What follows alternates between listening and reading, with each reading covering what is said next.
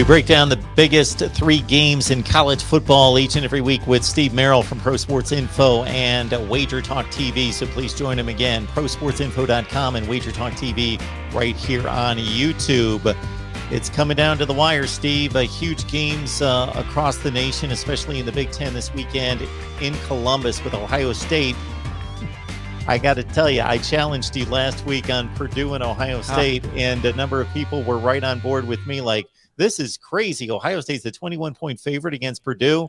They covered, and now 19 over a team that's roughly top 5 in the nation. Yeah, I'm so glad you brought that up, Mark, because honestly, Purdue was probably the most public, I don't want to say square, but I disagreed with it, so I guess I'll say square.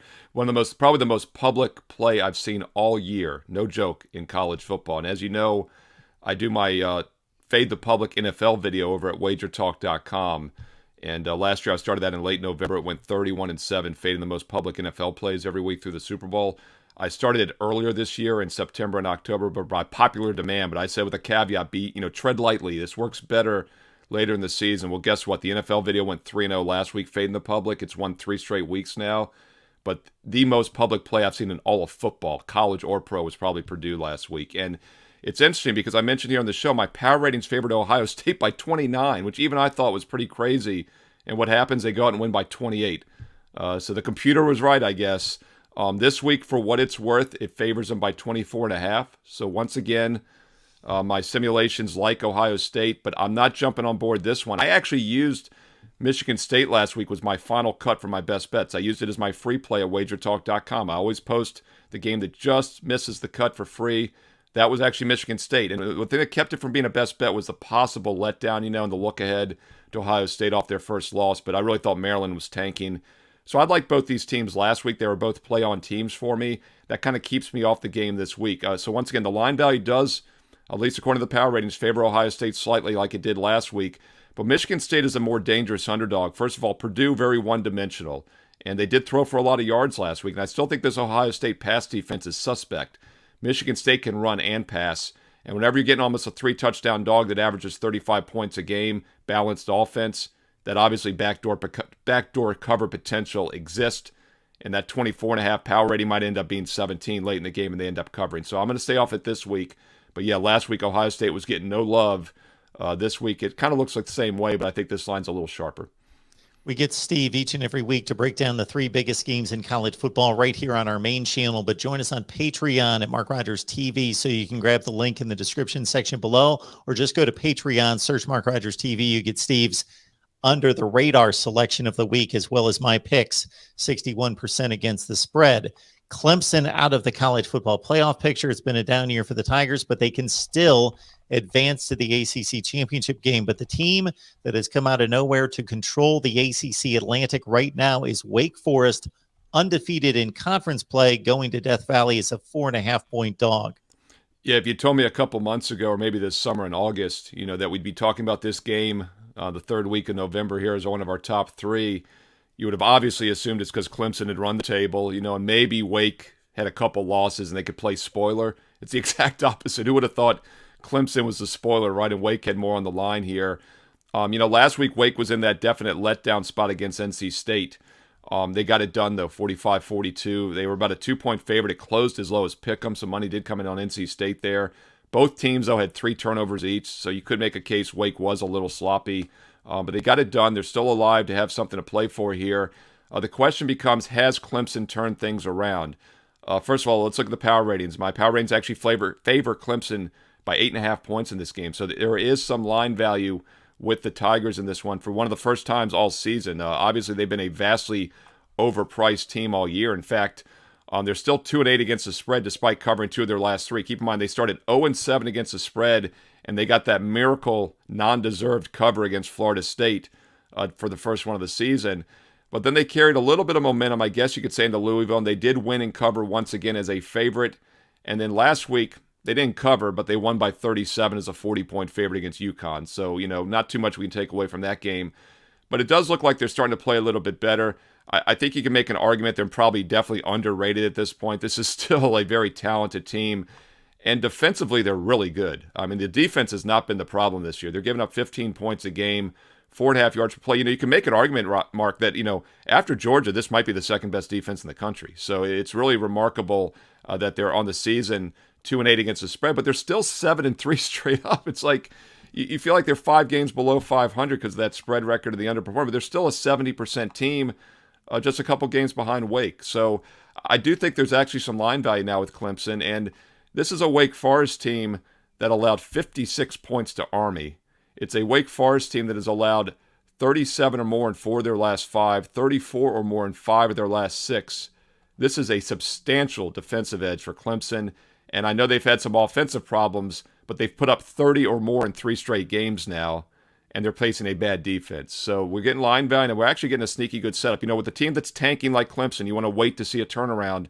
They've won 3 straight, 5 of the last 6. I think we could probably put a little money on them cautiously here, and there is some line value. I make it 8.5. The current line is only around 4. Georgia's mauling everyone, but Clemson was the one team to stand toe-to-toe with them, and that was a 10-3 game on a pick 6. So they basically played them even.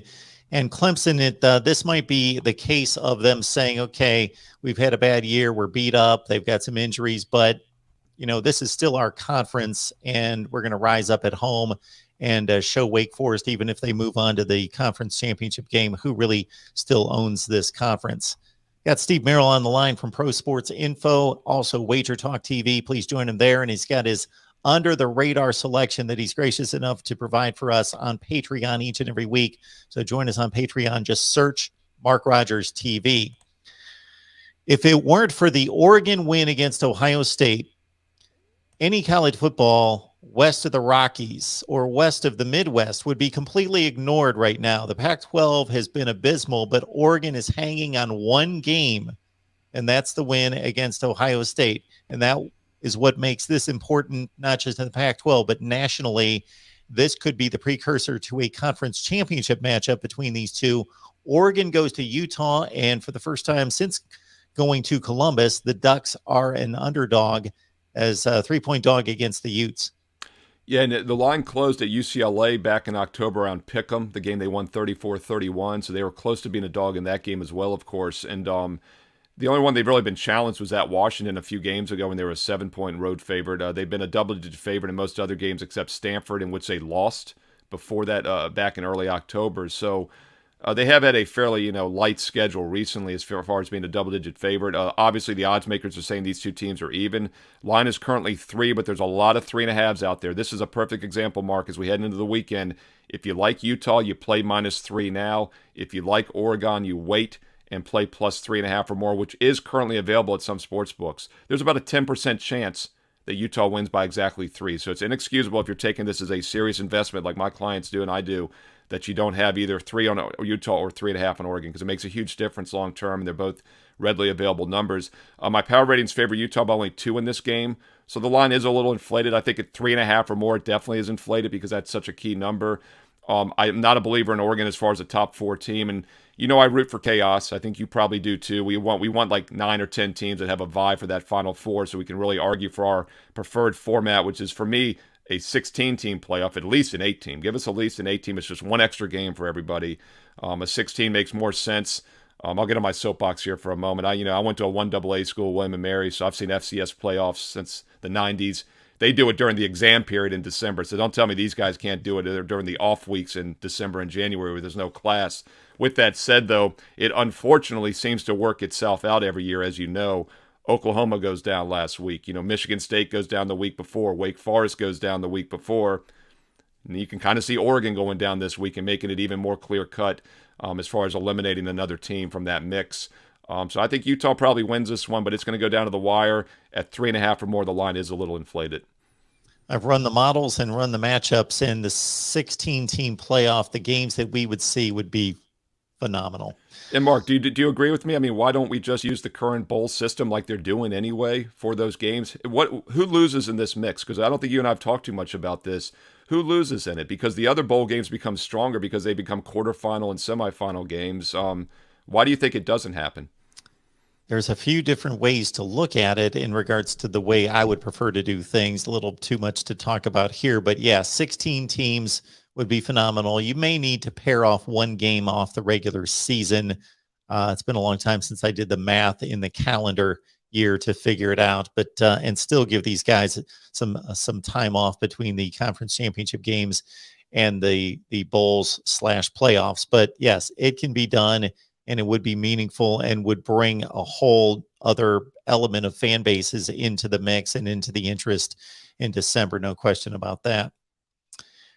So Steve joins us on Patreon and provides his selection of the week, his under the radar pick of the week. So join us there and just search Mark Rogers TV on Patreon and catch our picks there as well.